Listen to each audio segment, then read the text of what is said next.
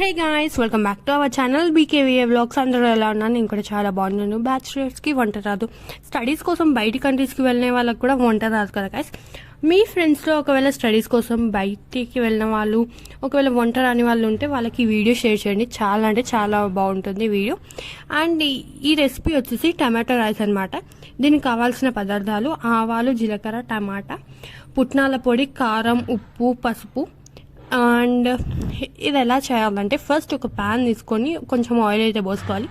Oil heat అయిన తర్వాత ఆవాలు, జీలకర్ర వేసుకోవాలన్నమాట. ఆవాలు, జీలకర్ర చిటపట అన్న తర్వాత టమాటాలు అయితే వేసుకోవాలి. ఈ వంట కూడా చాలా అంటే చాలా ఈజీగా ఉంటుంది. స్టడీస్కి వెళ్ళే వాళ్ళకి కూడా 5 minutes అయిపోయి వంట అయితే కావాలి కదా. అండ్ వాళ్ళకి ఇది షేర్ అయితే చేసుకోండి. అండ్ పుట్నాలు తీసుకొని పుట్నాలను మిక్సీ అయితే పట్టుకోవాలన్నమాట.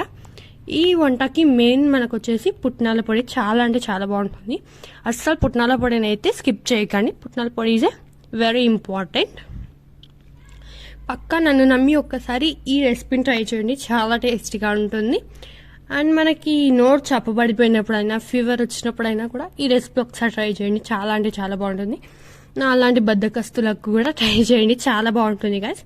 టమాటాలు వేగిన తర్వాత తగినంత కారం, తగినంత ఉప్పు, కొంచెం చిటికెడు కంటే కొంచెం ఎక్కువ పసుపు అయితే వేసుకోవాలి.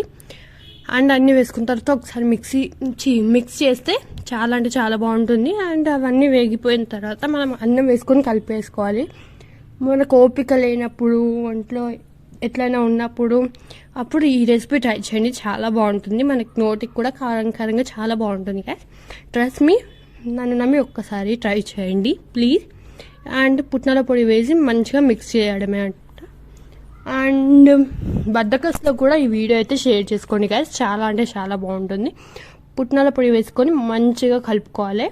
ఒకవేళ స్పైసీగా తినే వాళ్ళు అయితే కొంచెం కారం ఎక్కువ వేసుకోవచ్చు. మేమైతే మీడియంగా అయితే తింటాము.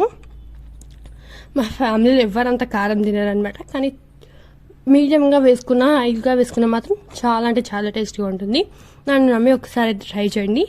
నాకు మా అన్నకైతే ఇది చాలా అంటే చాలా ఇష్టం అనమాట. మా మమ్మీని చెయ్యి అని బాగా తగులుతాము. Please do like, share and subscribe. ఈ వంట ఒకసారి నాకు ట్రై చేసి నాకు కామెంట్ చేసేయండి. బాయ్.